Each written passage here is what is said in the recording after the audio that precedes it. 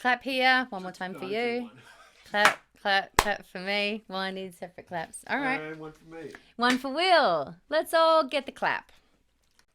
Sorry, that was so 10 years ago for me, but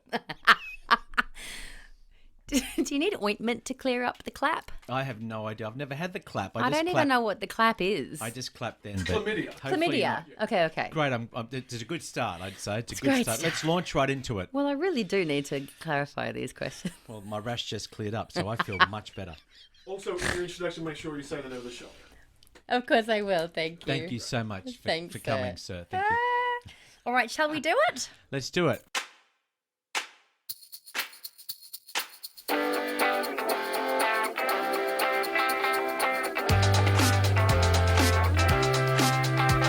Extraordinaires.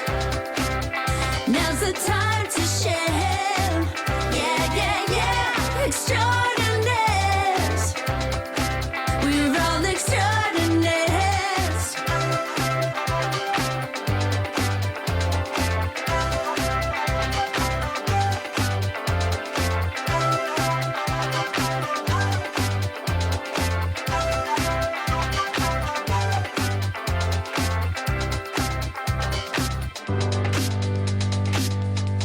Hello, a very good day to you all, whether you're listening to the podcast or watching on YouTube.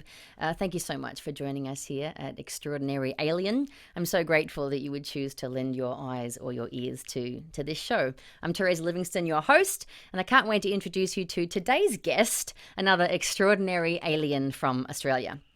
So, we met in the early 90s. We were just babies then.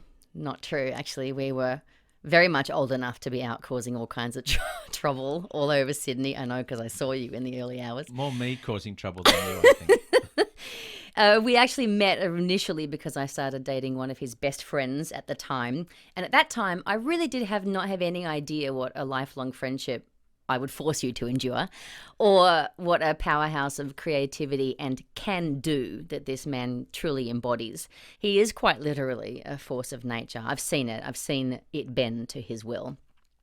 This clever alien has been and done many, many great things in his long career of making beautiful things. He grew up on a farm to start with. He's been a sculptor, an art director in advertising, photographer, a damn good one, a blogger, a director, a mindful architect, an interior designer, a philanthropist, a humanitarian. It goes on and on. He's the creator of 5 successful photography books. He's raised millions of dollars to effect real, tangible, positive change in the world for wonderful causes like HIV/AIDS and teen sex education in the United States. He's photographed the likes of Jane Fonda, Helen Mirren, Hugh Jackman, Elle MacPherson, Karli Kloss, and created campaigns for massive companies like Donna Karan, Givenchy, however you say that French way, Givenchy, Hugo Boss, L'Oreal. I mean, we've all heard of all of those names. My delightful guest is not only handsome, he's witty, he's sharp as a tack, he's got a terrific laugh, and he is literally the life of the party. He's a proud Aussie and one of my dear, dear friends. Please welcome James Houston, extraordinary alien. Wow. I wasn't, it's funny. I think still being Australian, any kind of compliment is embarrassing. So I feel overwhelmed, and I'm so happy to be here. You're blushing. With you. No, I am blushing, but I'm so happy to be here with you. I'm thrilled you're here. I love you very much, Terasa, and it's always great to see you. You say my name so well, Terasa. I love that. It's good. Hi. Yeah, I'm really thrilled to have you here because, of course, the show was called Extraordinary Alien, and I knew that you were a very worthwhile guest, but it's really fun to Google search you and find out all the truly amazing, wonderful things that I never even had a clue about. You're remarkable. Oh, thank you, sweetheart. I think it's funny. I think we often, and I don't know if this is because we are Australians or just because of the way we are in terms of being creative and trying to do things with our life, but you forget a lot of the stuff that you've accomplished, and you're always sort of thinking, but what am I accomplishing now, and what's next for me? And if that's not exactly happening for you at that time, it can often influence how you're feeling day to day. And and it's just it's like yourself as well. When I first met you, you were on Agro's Cartoon Connection. An Australian TV show for Australian kids TV with show a for puppet. kids with a puppet that was really funny. It was funny. And I still get a kick out of Googling that stuff. But, I mean, it's the same thing with you. And, you've gone on to achieve great things and team up with an amazing partner in life. And I mean, Will Travail. we do have a tendency to forget Yes. the past and think, oh my God, but things aren't maybe happening the way that I think they should be for me right now. Yeah. So I'm a failure. That's just part of our lives, part of being human, part of being Australian. We're very self-critical, I think. Americans are much better at the, I'm amazing, and let me tell you why. Do you think that, I find that a lot with just human beings. We're getting right down to the deep stuff straight away. I find that with human beings in general, though, the lack of being able to reward yourself for even the small things along the way, because it seems very large windows of flat moments where you're wondering, what the F am I doing? How do I find my creative thread? Do you find that you've had long windows of that, and how did you get out of it? Oh God. I mean, talk about a roller coaster ride. I mean, I think that, I remember being a young kid growing up, coming to terms with being gay and thinking about like, How old were you then? I was, in my teens, I was sort of, just starting to think that maybe I was different, but, I was born in 65. So for me, like, it wasn't really a consideration. No. So growing up, as a young person, going to a Catholic all-boys boarding school. Jeez, Hello. That'll do it to you. Buckle up. Burn in hell, motherfucker. So, and then, just dating girls till I was like 25. And then my last girlfriend's name was Gay, G-A-Y-E. Oh, jeez. And then it ended up, coming to America, marrying a dude. And now he's having a baby with my sister that's going to be born in Las Vegas. So shit's getting real. Oh, my God. But no, I think these long periods of, just trying to find yourself, or, I think as a creative person as well, we take things very personally. It's not just about a paycheck. It's more about like doing something where I feel like I'm contributing, I'm creating something cool, I enjoy what I'm doing, I'm working with good people. People are sort of acknowledging the fact that I'm doing work that they are inspired by.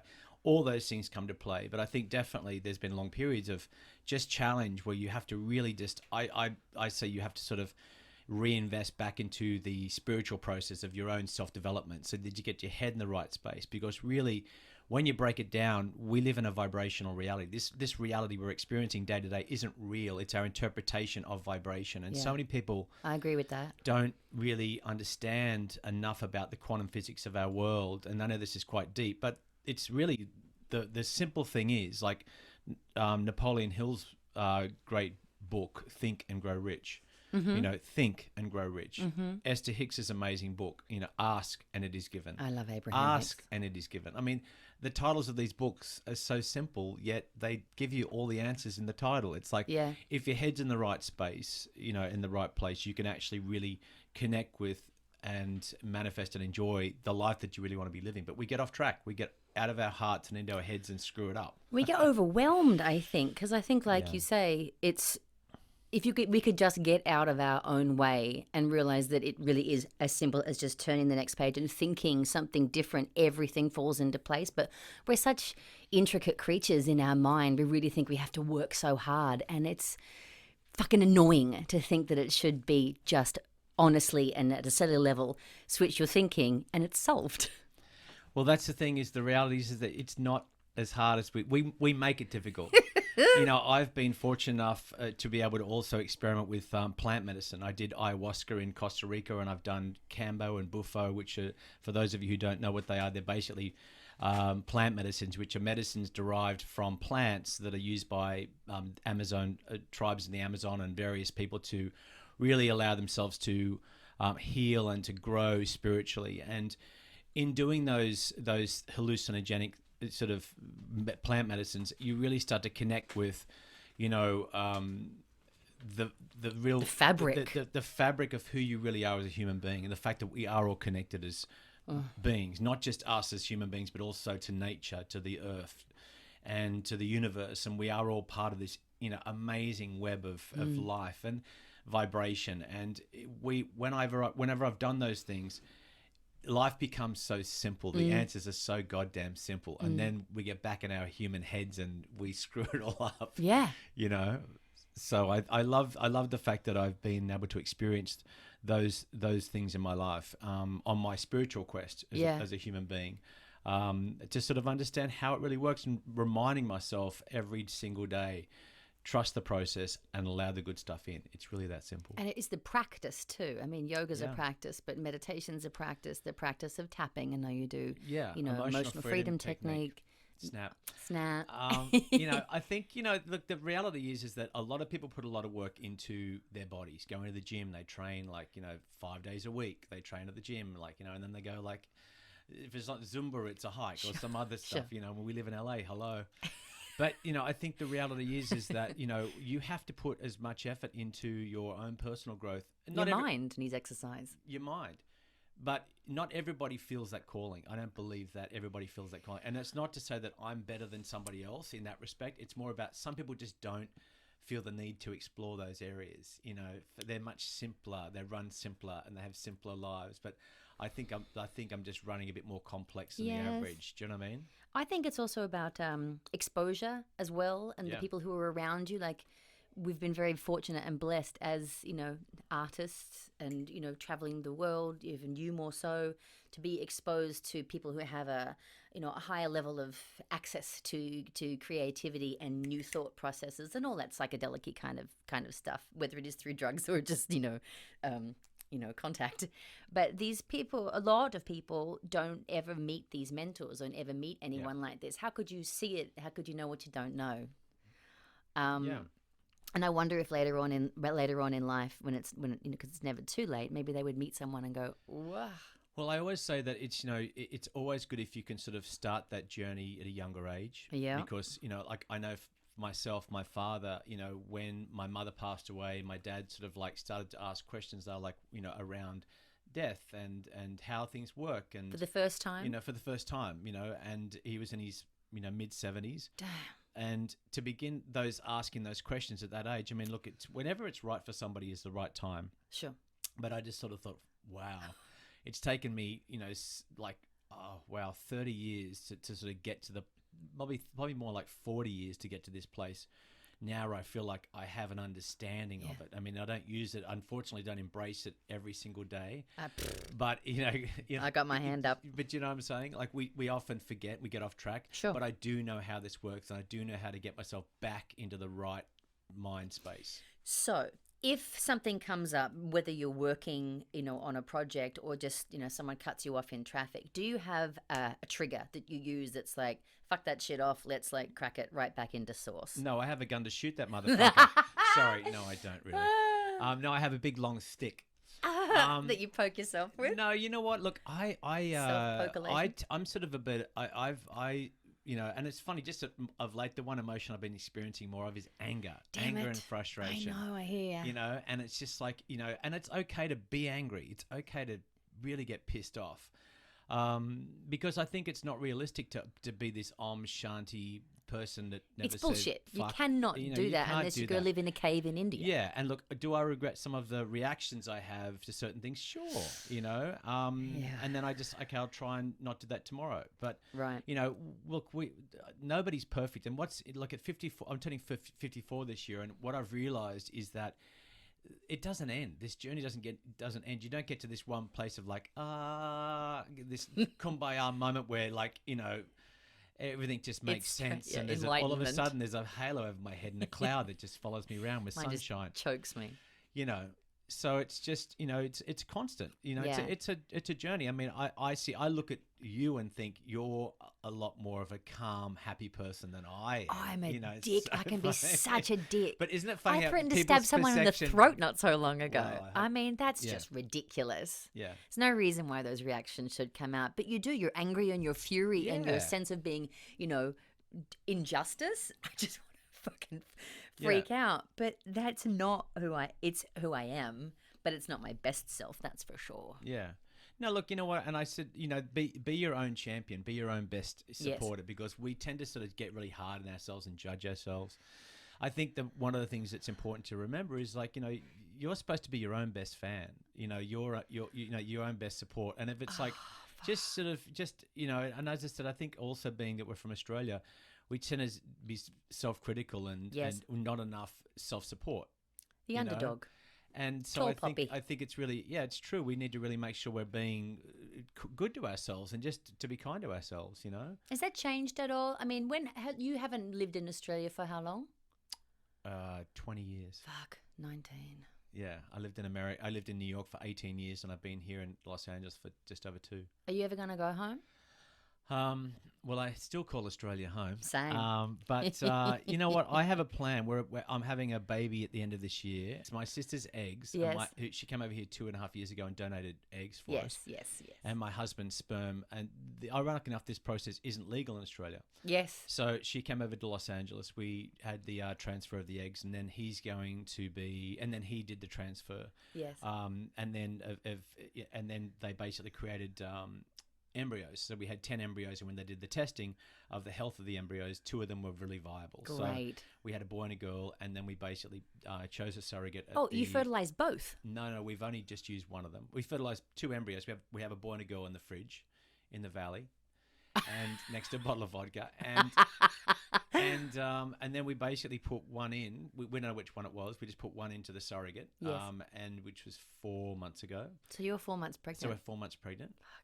I don't look that big though. No, you look great. And Tom. so then this December we'll have a baby. So Wow. that's just the weirdest thing ever. I mean, I can't even tell you how weird that is. But anyway, so that's happening, and it's such an amazing.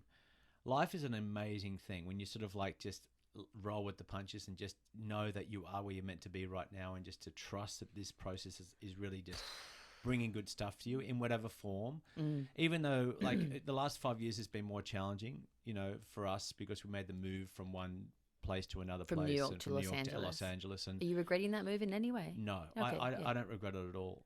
And to your point about going back to Australia, my dream would be to send our kid to high school in Australia. Education for sure there is beating.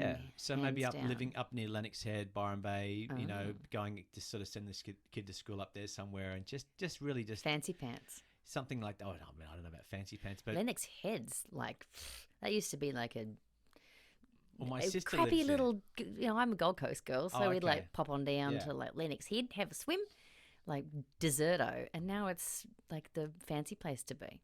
Yeah, you know what? I think that, look, everywhere is I think. changing and evolving. I've heard. Everywhere is changing and evolving. And I think ultimately, like, you can still get something really reasonably priced in the hinterland. Oh, it's beautiful up and it's there. really gorgeous. And just to be able to think about taking it down a notch, because, Yeah. I'll be by that stage. It's so true. I'm not going to want to keep lumbardering forever. And I think living overseas is awesome, but I think Australia, there's so many amazing things and incredible Yeah. things about that country that I just love. Do you also think too, I don't know if this is true, but you and I were both born and raised in the country, Yes. right? Animals and horses and cows. And I know speaking for my behalf, but I feel like that you always want to go back to that. I couldn't wait to get out, and now I'm almost like hankering to get back. I'm definitely, well, my dad had a pub in Burke in the outback. Really? So I had pet kangaroo, the whole shebang. Oh. So What was your kangaroo's name? Joey. So original. Oh, wow. I was the only white kid in a preschool full of Aboriginal kids. Really? Yeah. What was that like? And well, it was actually an experiment to see if my Western ways would actually influence. Who was your experimenter? That the school was doing it. Oh. And so they asked my parents if I would come and go to school in that school and the whole thing. And, I ended up, wearing no shoes and getting a kangaroo. So maybe I was influenced by them. But Good. yeah, I loved the experience of growing up in the outback. Things are very simple. And I think you're right. As I've gotten older, especially after spending 18 years in New York City, which is probably the most intense Full energy on. you'll experience I in only your spent life. 4, and that was Yeah. rough enough. Full on. And I'm just really connected. I really love spending time in nature Yeah. and really focusing on very simple things. Yeah. You realize you don't need a lot. So to that point, I noticed that your art, and I have always known this for the many years that we've known each other, but the more you like Google it and have a look at all of your stuff, like nature and its form and its shape and its texture plays such a big part in your concepts. Talk a little bit about that. Like how do you find it inspires you, and how do you find it transforms or it comes across to the viewer? Well, I think when I was at school, I was I managed to get into, and like neither of my parents are artistic at all. I was going to be a dentist because I thought that's what my parents wanted because they always had good teeth. So I went to work experience as a dentist for 4 days, and I'm like, after that, I'm like, no way, Jose, like that's not going to happen. So I basically went on and I discovered ceramic sculpture work and doing pottery and all that sort of stuff, and I ended up doing these major works and got awarded first in the state for art for New South Wales. And I went to art college to pursue that sort of field. And then, I realized after being in art college for a short amount of time, everyone was just cracked out of their heads. And I thought, there's no way that this isn't going to work for me. You're not going to survive. I just needed to, I had more of a business mind. I wanted to actually think, well, I'm not going to ever make any money doing this. I'm like, because this is a long time ago. So I'm like, well, this is just doesn't make sense. So I decided to, move on. And, I ended up traveling, getting into photography and, but to your point about nature has always been an inspiration for me, whether it's a sculptural form. I did a book on bodies and landscape, which is the human body incorporated with natural landscapes, which I thought is really beautiful. Natural Beauty, is that the book you did? It's called Raw. Oh, Raw, okay. And then I did 2 books on dances with the Australian companies and then also with the American companies. And I've always loved natural forms, whether they're in nature, whether they're actually sculptural forms. And I think as well as I've gotten older, I sort of, even though all my earlier books were in black and white, I sort of, something changed in me. And I'm sure it has a lot to do with myself spiritually and becoming a happier person in myself. Gotcha. I did a book in color, which was my last book called Natural Beauty, which is basically incorporating a lot of the top models in the world, a lot of big celebrities, to raise money for a global green. And I incorporated nature, was the inspiration, incorporated with a lot of the images and basically is inspiration for a lot of the pictures and themes for the photo shoots. But, I've really just sort of become much more, I guess, connected to color in my photography work and also my homes. Yeah. And, I think it's just because it's becoming a happier person and nature is always... is something that I've always looked at as not only as an inspiration, but also as a place to really just relax and chill out, It does that thing to your brain that we're trying to find with tapping and meditation. Like it just takes you right back to, right? Just that breath. Yeah. It's beautiful. It's so simple. And that the beautiful thing is that's also free. We can, we can go for a hike. Well, some parks are quite expensive. Yeah. Well, we can go for a hike or we can drive to the beach. Yeah. We can just experience those things. And it's funny how just walking along a beach will just really just put you in a really great place to think about life and get some clarity. Yeah. I find the same thing in nature. I'll often just, sometimes if I'm feeling pretty strung out, I used to do this all the time in New York, just go for a walk of gratitude where I just walk through a park or whatever and I just say, I'm grateful for this, I'm grateful for this, I'm grateful for my legs, I'm grateful for the fact that I'm healthy, I'm grateful for the fact that I have a dog. Just to be able to sort of just to focus on gratitude while you're walking in nature is extremely powerful. I've been meditating since I was in my 20s, but I've never really been one of those meditators that was able to sort of sit there and just have a quiet mind and just go, with a mantra. Sure. I tend to work better with like a guided track or with sound in my ears or something like that, whether it's, hollow sync, which is a vibrational, like frequency. binaural beats. Yes. Yeah. So I tend to do better with that stuff because my mind's just always racing. It's everywhere. Yeah. It's really hard to do. Like I teach a lot of yoga and meditation, and people's perception of what they think meditation should be is that they should be able to sit down and go boom and have a blank screen. And that's just not humanly possible. Like to start with observation and understand how swingy your mind is. Like it's like a monkey in the jungle. It's like whoop, whoop, from one to the next. Like it's very rewarding when you can separate yourself from it and kind of just let it go by without affecting you that way. I think meditation's a wonderful tool. I'm so happy they're starting to teach it in schools. Well, you know what? It's like I know when I know when I'm not doing it, how I feel. You know what I'm saying? Oh if I'm not doing it, I'm like, okay, you're being an arsehole. Yeah, I threatened to stab someone in the throat. Yeah. It's probably when I missed my meditation for a week. Yeah. Oh my gosh. It's true. When you're working with artists, because you would do that a lot, you're the photographer, But there was a lovely quote, actually. This is what I wanted to say. There was a lovely quote that you said in one of your web series. Oh, and you said, get as many partners and supporters as you can because it makes your job a hell of a lot easier. Then you can stick to what you really love to do and focus on and let other people do what they're good at. So as a leader, like you're the boss, you're the director, you're the guy who's, got the vision. But I think you've always been a person who is very skilled at being able to guide but not overbear. And how do you find, or how do you highlight and nurture artists and their talent around you in order for you to all work together in a culmination of creating this thing that's even beyond your first expectation? You know what? It's funny. Funny that you picked on that point, because if more people understood this, there'd be more people would achieve more success in their careers. They just would. If you're a creative person or an artist trying to do something creative, I've always said that, and it's funny. I've got a friend of mine in New York who is a film director. He used to be a physical therapist, and he wanted to get into films, and he was like making, and he's one of those old school Italian guys. So he sort of just was dealing with a lot of self-worth issues from his parents, and belief that was he good enough, all that sort of stuff. Yeah. So he was sort of like went out there and he was like making films for $500, and like he was making these films for $500, the whole thing, and working with all of his friends and stuff that weren't that great.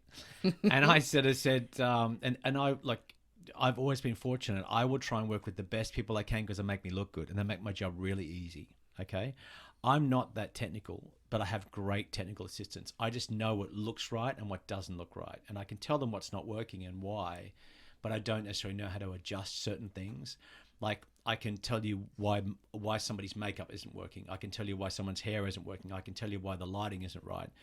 How? And because it's an eye that you develop. No, it's an eye that you develop. It's like anything. It's like ultimately, if you're cooking and you're making it, a particular recipe, and you're looking at something, you think, no, this isn't right yet. Yep. Or if you're frosting a cake, like, this is how I'm doing it because it just looks right. Right.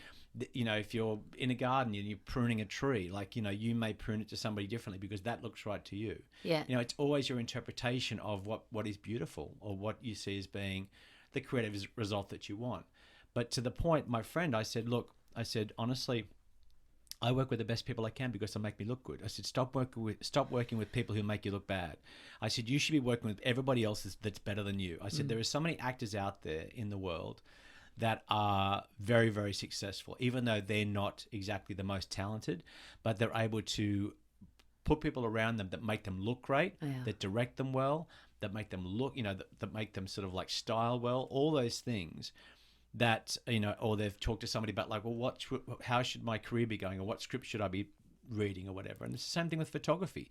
Like, if I'm working with an amazing, like a phenomenal model, you don't have to put, you don't have to tell Christy Charlington what to do. She'll just do it because she knows what she's doing. As long as she knows that you've got your light right, she'll just turn it on for you.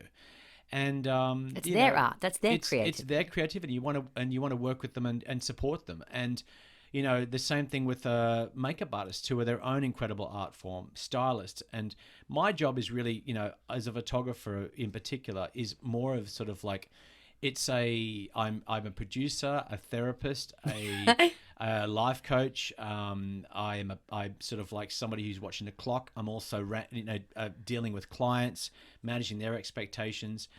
So it's one of those things. You're wearing many, many hats, and there's a lot of there's a lot of photographers out there that are much more talented than I am, but haven't been as successful because they can't talk to people, or they can't sell themselves. Like, I always said to my agent, I said, look, just get me in the room, I'll sell myself and I'll get the job. You're so good because at it. I believe in what I'm doing, and also you're hitting on points that you have to think of it from the other side.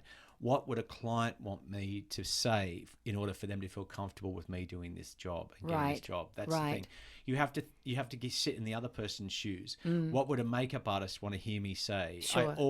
I always make a point of acknowledging, like, the makeup's really beautiful. Yes. Or the hair's really fantastic. But can we just, like, so you've always got to acknowledge their art and respect what they're doing, because sometimes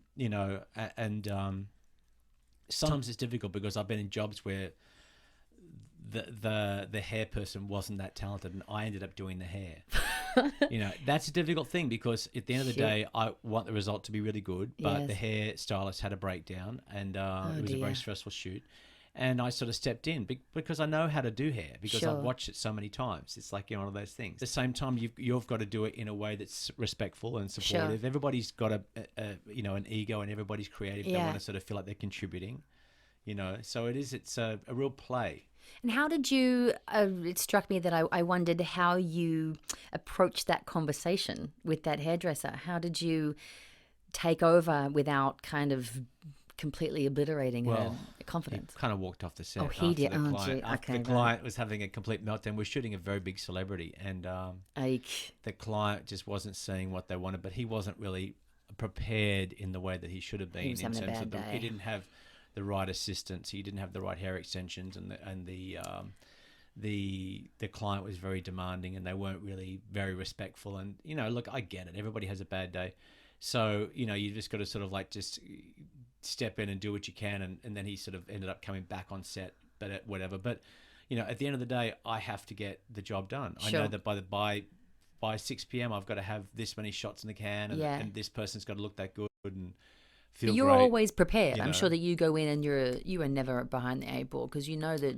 your reputation and your desire for good work and good art and to be a support and a guide for all the people around you is like The bottom line paramount. is don't freak out. Well- because at the end of the day, if Gotcha. I freak out, everyone freaks out. If I become an arsehole, everyone becomes an arsehole. It's It's always like, you from the know, top, Yeah, always. so you have to just be really chill with it all. Like, you know, like I just make sure the music's good, everybody was relaxed, you know, that the catering's really nice and people are having a good time. And it's Yeah. like, you know, you don't look at the end of the day, I understand that for a client, see, it's always about where somebody else is, not where you are. Because at the end of the day, this client I'm working with is you know, this is their big day. This is their creative day on set when they've been working towards this moment for the last 6 months. Their and, asses are on the line. And well, their asses are on the line now more than ever before in this industry.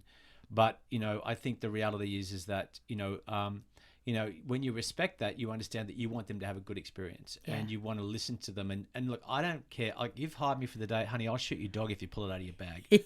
You know, slip me $20.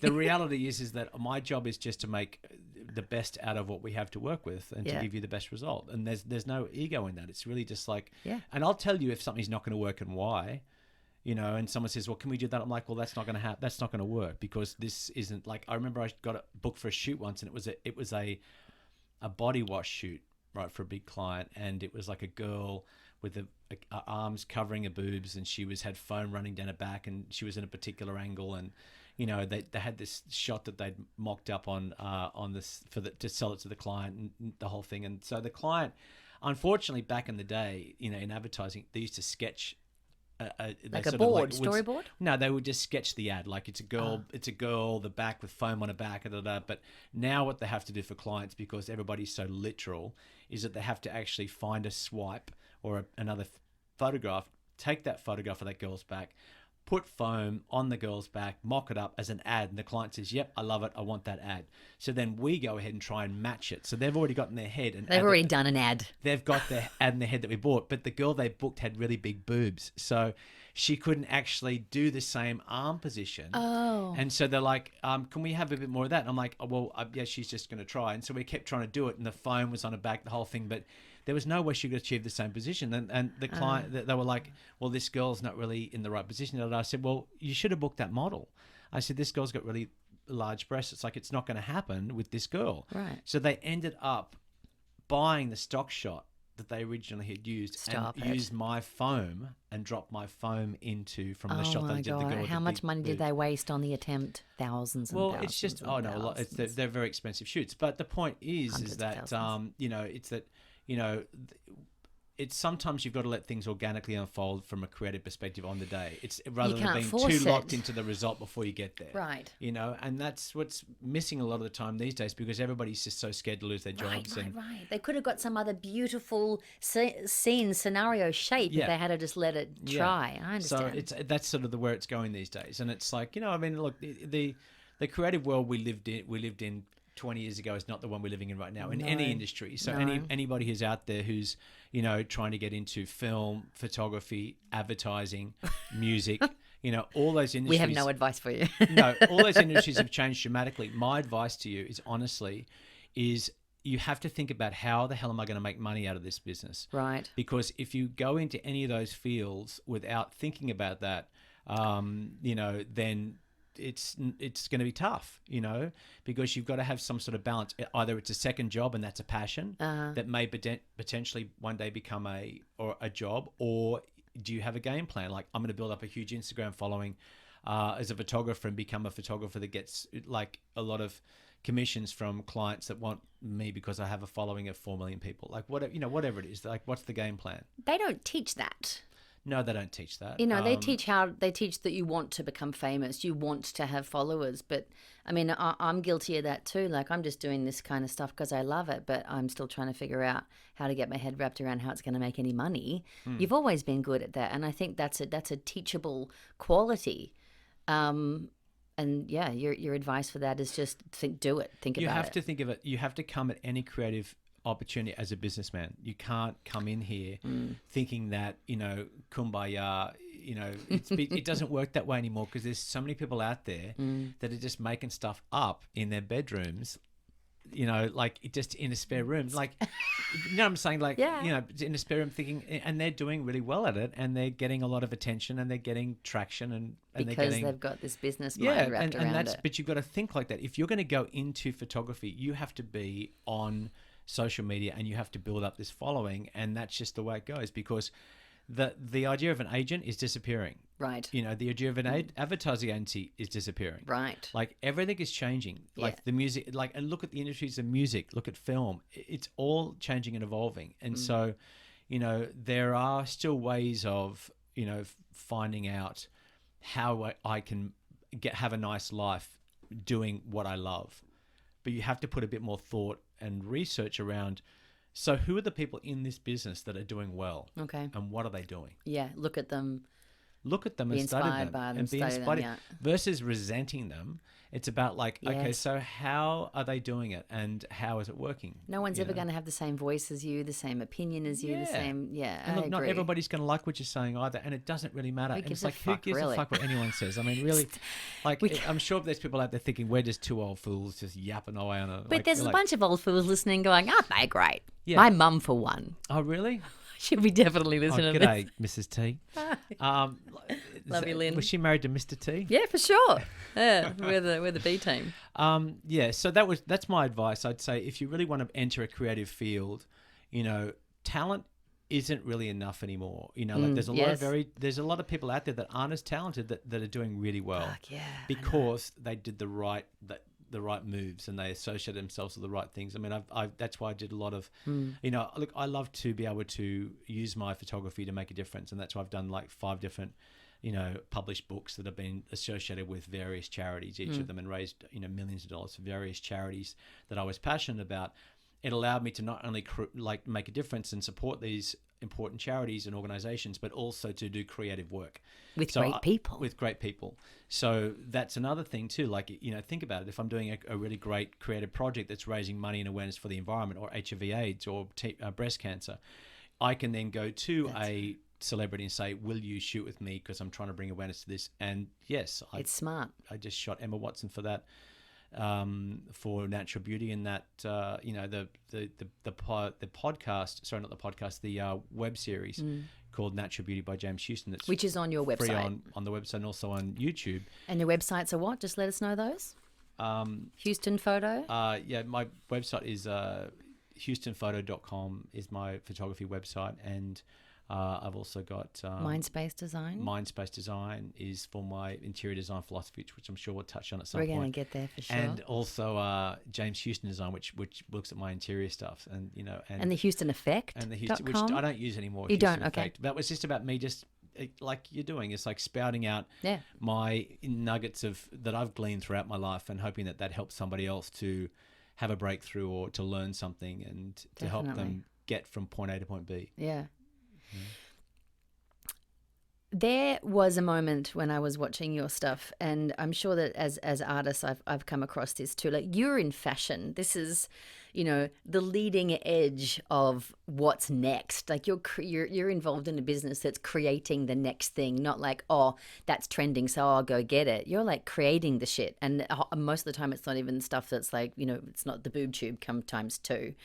So there's this shot of this wonderful makeup artist from France, Karim, putting a shitload of really weird colored coral pigment powder all over this beautiful woman's face, almost making her unrecognizable as like a very high fashion model.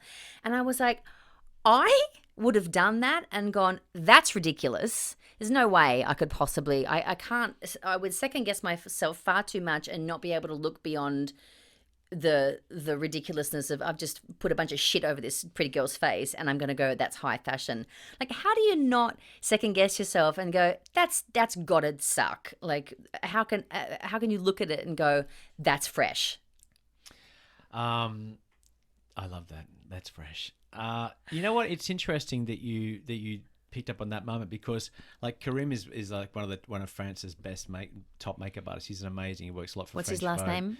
Karim Rahman. And I've been very fortunate enough through the work that I've done and the clients that I work with. I've worked with the best artists in the world, and really they're just so talented and so humble. And if you can capture their work, I describe it really like a dancer. Like, I've shot a lot of dancers, and I always say that working with dancers is so amazing because they really have such a short window of time where they're at their peak. And if you can, about 2 years, yeah, if you can get an amazing photograph of them at their peak, it's like such a great compliment to them, because it's like they want it, that's captured that moment for them. You took a naked photo of me at my peak. Yes, I did.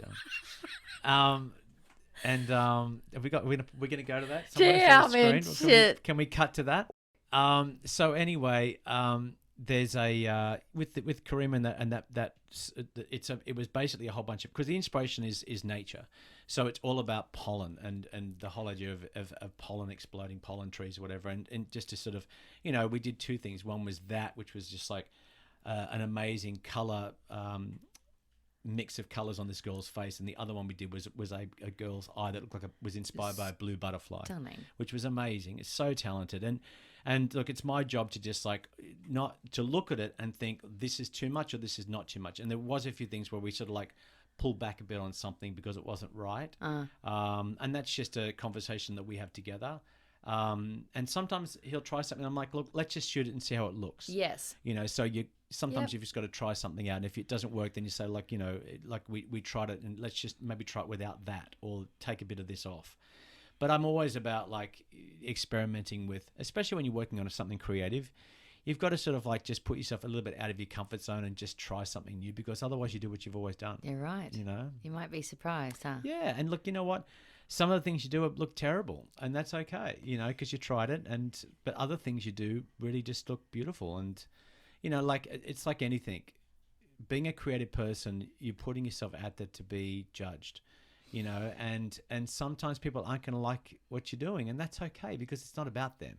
Right. It's like you have to just feel proud that you're actually out there doing it and acknowledge that in yourself and say, you know what, I'm giving it a shot. I'm trying to express myself in a way that I can feel good about. Yes. And some people will get it, some people won't, and that's okay.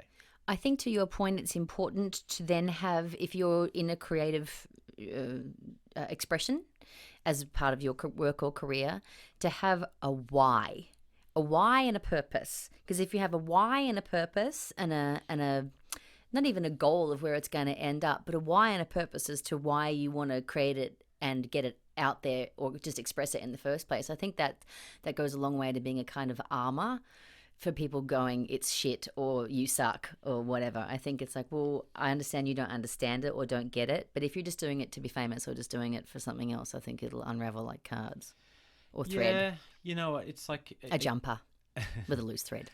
Exactly. I think it's hard to, doing something creative and putting yourself out there is difficult at the best of times. Jesus. But, you just don't want to, you look, at the end of the day, I don't really read the comments. Like, right. I've read, like, it's funny. Like, at one point, like, my book was on Amazon, and someone said, you should get people to write comments on the book on Amazon. I'm like, oh, I didn't really even. I mean, I really honestly, I'm like, really, and I'd never even read the comments on Amazon, and I actually went to Amazon Books and had a look at the comments, and this is the book Natural Beauty. Yes. And it was inspired by nature, all right? So a lot of the makeup was extreme, but it was all about like a butterfly wing on a girl's eye or exploding pollen trees inspiring a beautiful look of color on a girl's face. And one of the comments in the comments was like, this book is natural beauty, and it's the last thing about it is natural. All these people have so much makeup on. There's nothing natural about that. I'm like, oh, you totally missed the point. Right. But it's like, look, as I said to you, you can't worry too much about what everyone else thinks. I mean, obviously you've got to have people you respect saying, what do you think about this? Because then you're really allowing yourself to grow with good feedback. Yeah, from mentors, people who you respect. Yeah, people It's you true. respect. You have to. Otherwise you sort of just, it's like social media. Not everybody, it's not, if everyone doesn't like your shit, it's like, who cares? It's horrific. You have to get over that and just sort of like, just look at people. I also think it's important to, if you want to be, as I said before, with regard to success as a photographer, filmmaker, a musician or actor, to look at what other people have done and how their careers have gone, but also look at other people's work Yes. and what they've done and how they've done it. And as a young person, Yeah. only 5% of artists ever really find their true style. You know what I mean? That's definable. Like people can look at a photograph and say that's a Herb Helmut, Ritz or yeah. a Helmut Newton or something. Right. Very few people find that. And so, it's like one of those things when you're a young person developing yourself creatively, look at who you love the work Yeah. of and copy that work. Read their biographies. Read the biography, copy that work and be inspired by it and think, how do they do that? And I'm going to try and do something like that too. I mean, that's what I did with Herb Ritz and people like that because Yeah. when I was starting out, and then I sort of found my own groove. So you should write your own then, because you have lessons to teach. Yeah, I guess I do have lessons to teach. Yeah, you do. Yeah, as you're very prolific in many different mediums, but always design. Yeah, always design.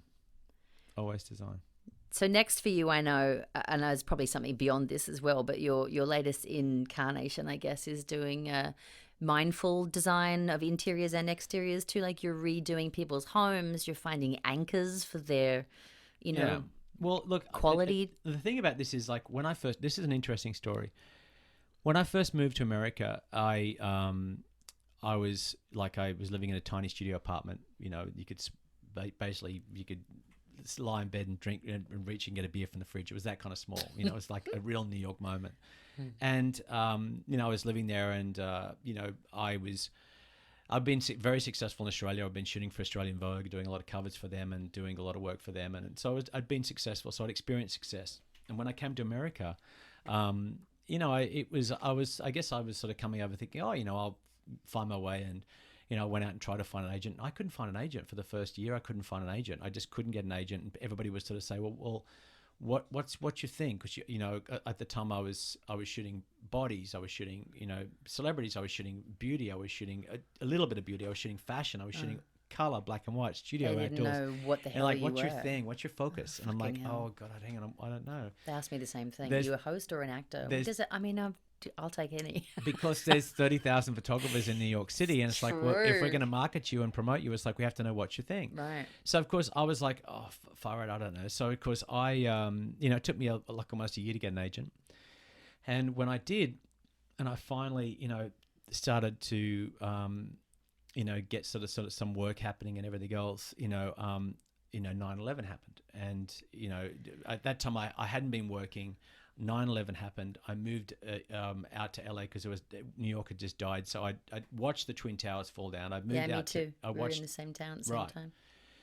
And that was such a surreal time. And I moved out here to LA to sort of get into celebrity photography, which didn't work out for me.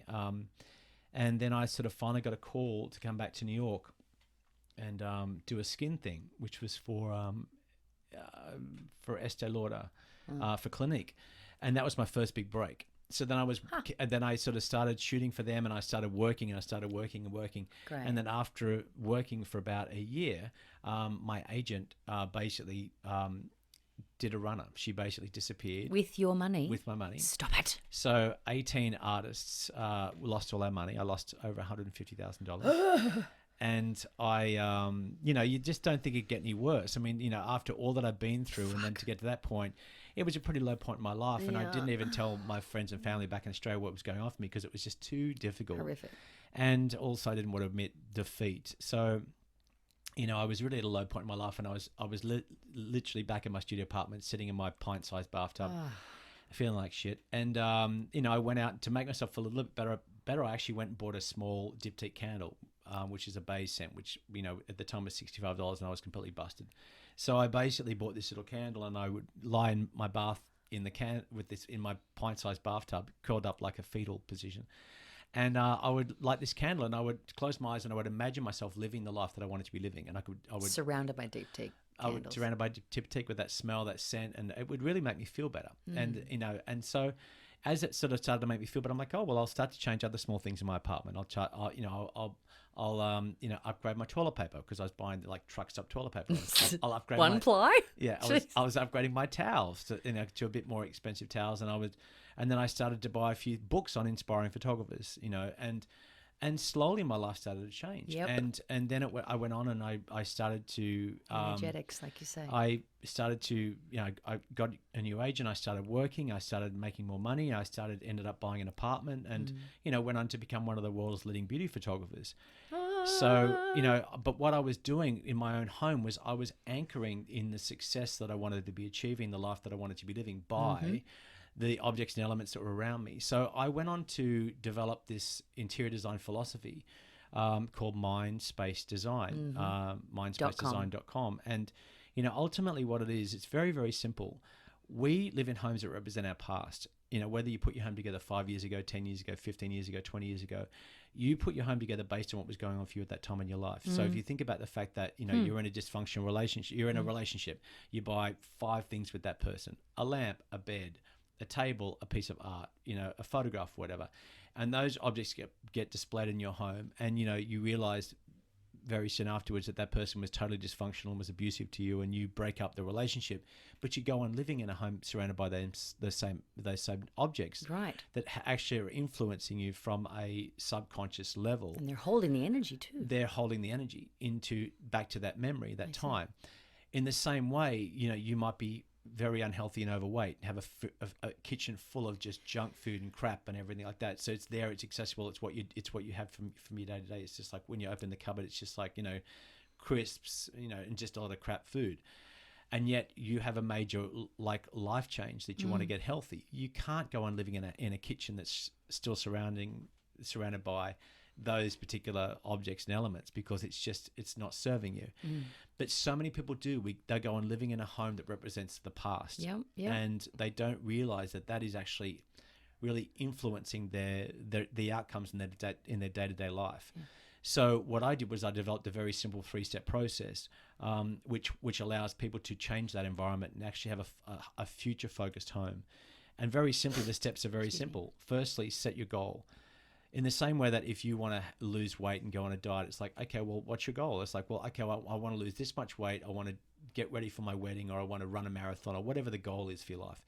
Most people in life don't have a real clear goal of what they want. What they want. They're more familiar with what they don't want. Of course, yes. You'll speak to a lot of girls that are That's single big and they're for me. miserable, and they're like, well, how's it going with the dating thing? Like, oh my God, let me tell you something. Yes. Every guy I date is an arsehole. Story. I don't want a guy who's in banking. I don't want a guy who's just come out of a marriage. I don't want this. I don't want that.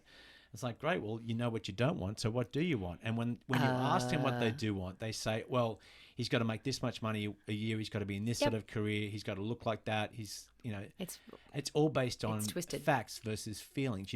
They never say, I want someone who makes me feel like, that I can trust them. I want somebody who makes me feel like I have incredible happiness, or full of adventure, or whatever. They don't think of it based on feeling, because when you base it on feeling, you're basing it on vibration. Yes. And that's all this is.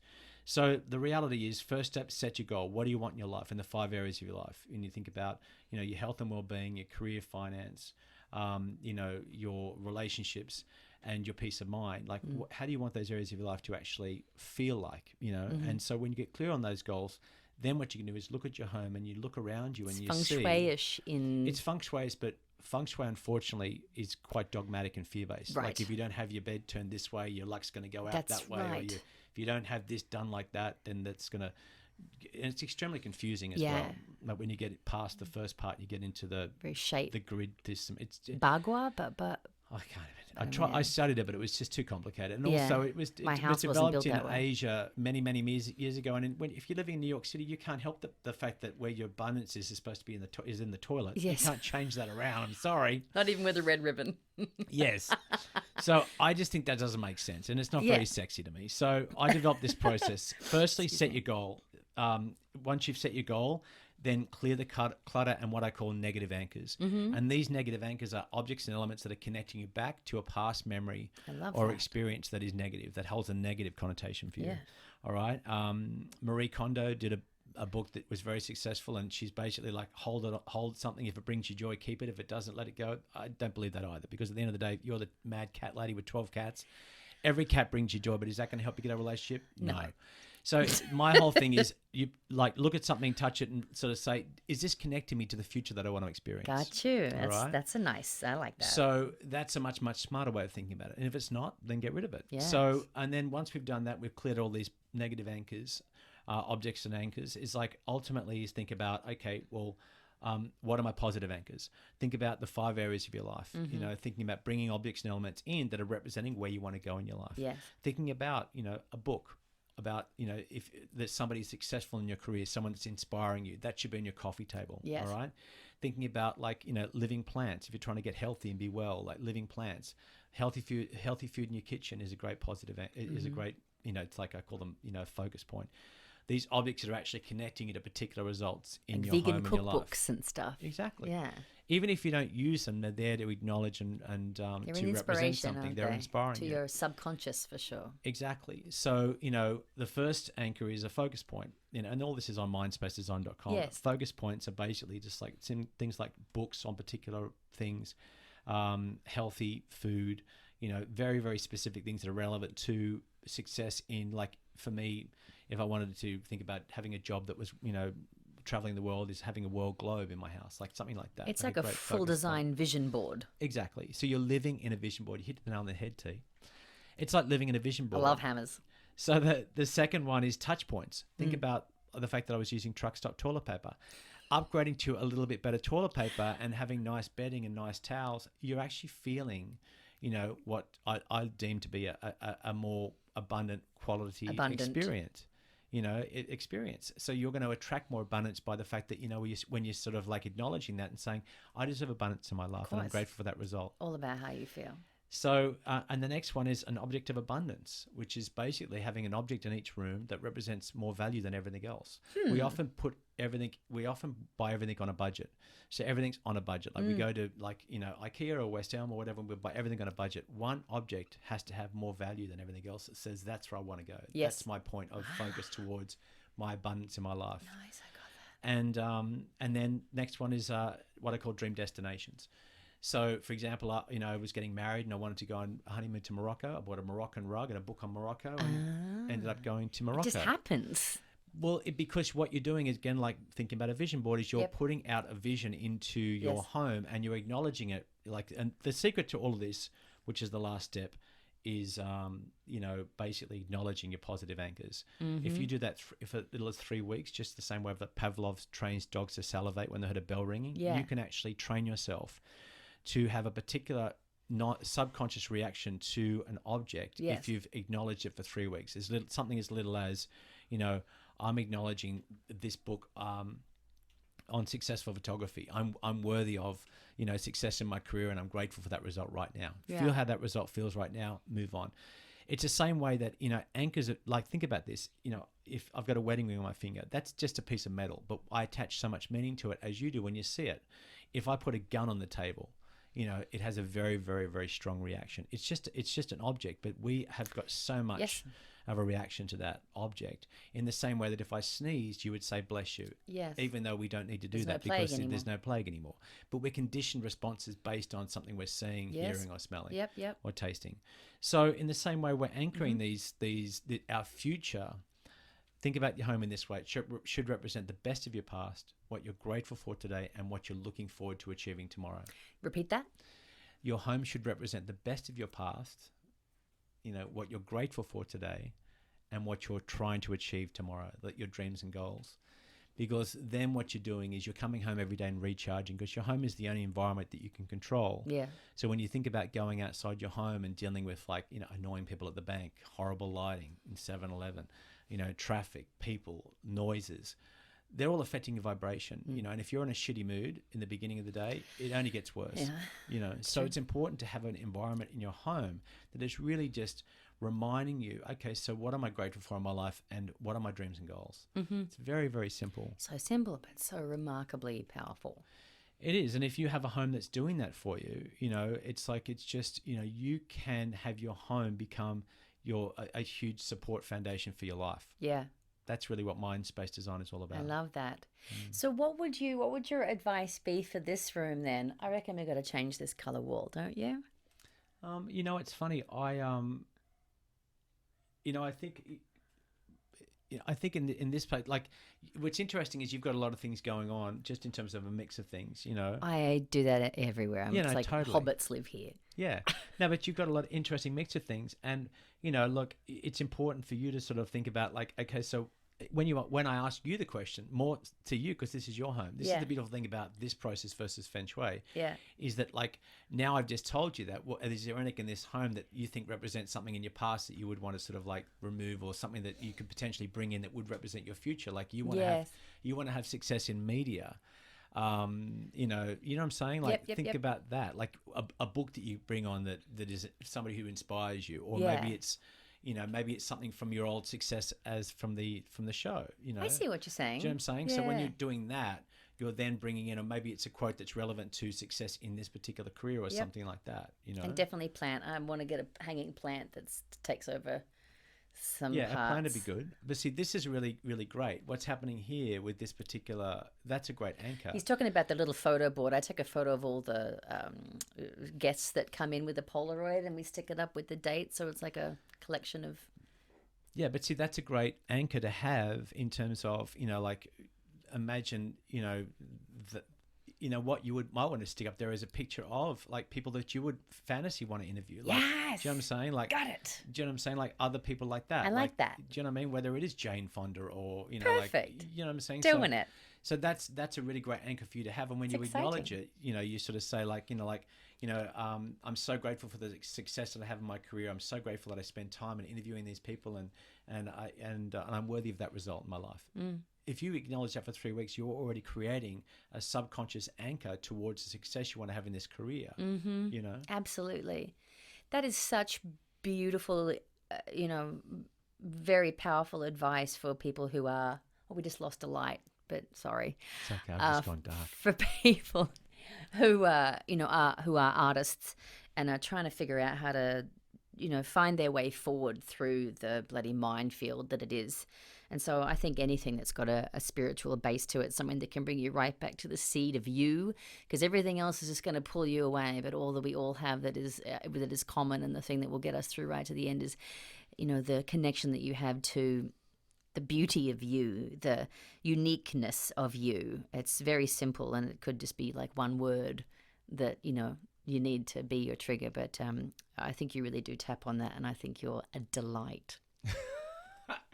Thank you, sweetheart. It's been a pleasure to be here. You're such an extraordinary alien. I'm sorry you're in the dark. That's okay. He's in the dark, please. Thank you so much for joining us today. This has been James Houston. You can find him on these websites, and leave him a good comment, won't you? Yeah. Thanks so much, everyone. Thank you so much, sweetheart. Love you. Love you too. Bye. Bye, honey. Bye, everybody.